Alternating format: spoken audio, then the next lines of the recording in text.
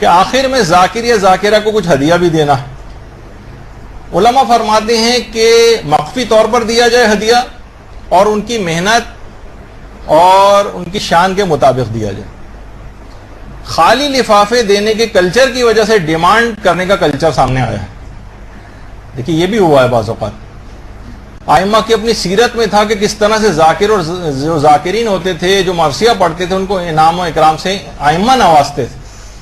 آج کل کے نوجوان بات بات پر ایک چیز کا نعرہ لگانے لگے ہیں، تاجر خون حسین کی تجارت. یہ بہت لفظ آج کل ہو گیا ہے. ایک پوری کلاس میں ہم سارے فتاوے علماء کے ڈسپلے یہاں پر کر چکے ہیں کہ جس میں ان تمام چیزوں کی ہدیہ لینا، اجرت لینا، یہ سب جائز ہے فقہا کے نزدیک. اچھا اگر تجارت میں تو دیکھیے دونوں طرف سے چیزیں ہوتی ہیں، خریدنا بھی حرام ہوتا ہے، بیچنا بھی حرام ہوتا ہے. تو خریدنے والے کی مذمت بھی تو ہونی چاہیے جو پیسے دے رہا ہے. ہدیہ اور نذرانہ بالکل جائز ہے.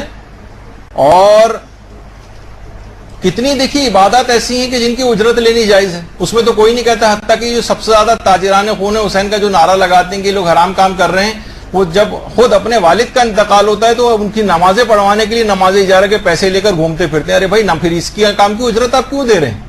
یعنی نماز کی اجرت آپ دے رہے ہیں؟ نہیں، شریعت اسلام نے جائز قرار دیا.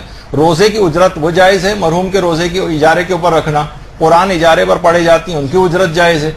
تو مجلس کے اوپر یہ اعتراض کرنا، تو ہاں بہت سی عبادت ایسی ہیں جن کی اکثر فقہا نے صرف شرعی مسائل بھی ہیں کہ مثلا مردے کو غسل کرنے کی اجرت جائز نہیں. بہت سو نے کہا ہے کہ مثلا اذان کی اجرت جائز نہیں. کچھ نے کہا کہ امام جماعت بننے کی اجرت جائز نہیں، قضاوت کی اجرت جائز نہیں. اس میں فقہا کے جو بھی اختلافات ہیں وہ اپنی جگہ پر ہیں، لیکن بہرحال یہ سب چیزیں آئی ہیں.